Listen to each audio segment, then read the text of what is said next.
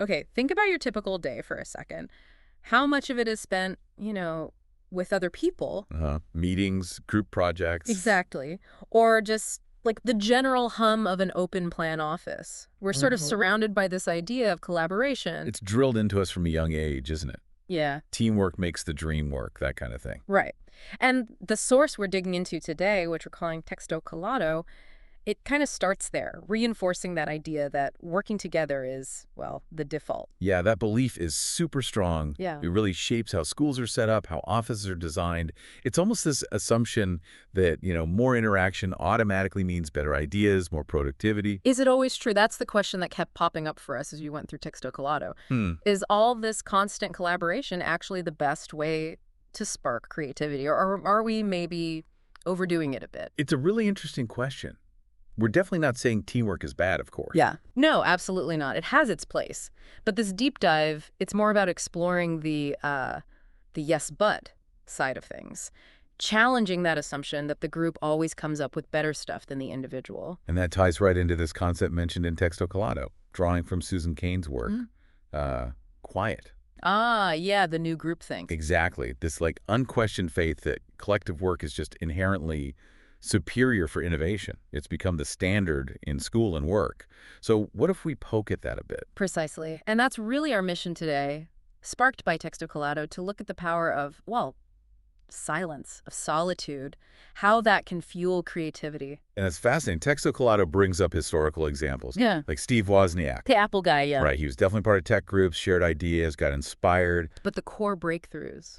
Those happened when he was alone, in his own space, tinkering away. It really makes you think about what conditions are really needed for those big leaps.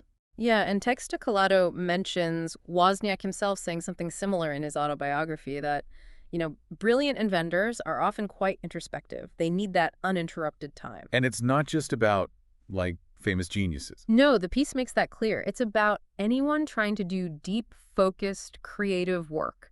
Imagine trying to invent the first personal computer with constant Slack notifications and meetings. Probably wouldn't have happened quite the same way. And it's not just stories either.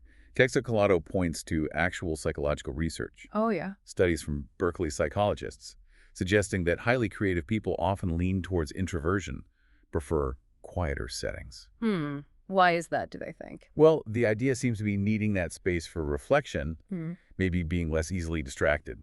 That allows for that deeper processing, perhaps. That makes sense. And speaking of group dynamics, Texto Colado then takes a look at brainstorming, the classic technique. Oh, yeah. The whiteboard, Ugh. the sticky notes, the pressure to generate brilliance on the spot. Totally. But Texto Colado points out some pretty significant flaws identified in research. Right. Things like social loafing, Right. where in a group, individuals might not try quite as hard because, responsibility is diffused. Yeah, you can kind of hide in the crowd a bit. Mm-hmm. And what was the other one? Production. Production blocking. Basically, only one person can talk at once. So if you have an idea while someone else is speaking, you might forget it. Or the moment passes. It can actually slow down the flow. It's like a traffic jam for ideas. And then there's the fear factor. Yeah. Valuation apprehension, being afraid your idea will sound stupid, so you just don't say it, especially if it's a bit out there. Which are often the most interesting ideas. So instead of this explosion of creativity, you sometimes just get the safest opinions, often from the loudest voices. It's interesting. Texto Colado mentions a personal story where brainstorming did work well, but only when people had time to prep individually beforehand. Ah, so they came in with thoughts already formed. Exactly. And then, crucially, they also had time after the session to reflect alone, to sort of process everything.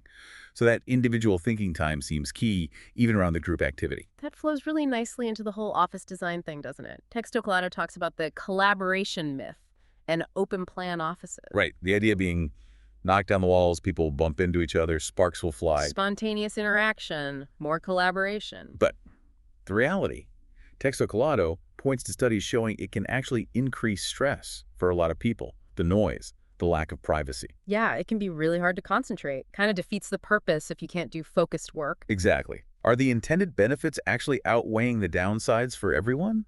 It seems maybe not. And Texto Colado actually mentions companies like Reebok and 37 Signals. Yeah, who apparently realized this purely open model wasn't working for everyone and started encouraging or allowing for periods of solo work time, dedicated focus time. It's finding that balance. But here's a cool contrast. Texto Colado then brings up the internet as a different kind of collaboration. Oh, that's interesting.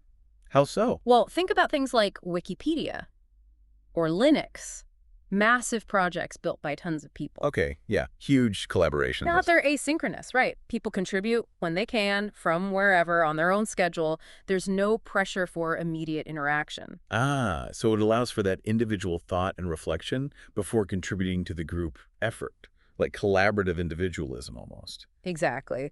So the point Texto Colado seems to be making isn't collaboration bad, solitude good. No, it's more nuanced. Right. It's about recognizing that different stages of creative work might need different environments. Sometimes you need the quiet, the introspection, the autonomy. And the takeaway seems to be that places, companies, schools, whatever, that offer flexibility, that provide spaces for both focused individual work and intentional group interaction. They tend to get better results overall. It's about having both options available, finding the right mix. Which leads back to that core idea from Texto Colado, doesn't it? Yeah. That not every great idea happens in a noisy, crowded room. It really doesn't. It's a powerful thought. Does that ring true for you? Absolutely. Looking back at everything we've discussed from the sources today, Wozniak needing his quiet time, the issues with brainstorming, even how huge projects like Wikipedia work, it all points to solitude being, well, a crucial ingredient for creativity. Collaboration is vital too, of course, but it can't be the only mode. That individual reflection, that focused work, it seems essential for getting to those deeper insights, those real innovations. Definitely. So maybe something for you, the listener, to think about. Look at your own environment, whether it's work or study. How could you maybe carve out a bit more intentional space for that solo focus? Could you build in more quiet time to let your own ideas really take shape? You never know, that might be where your next big aha moment is hiding.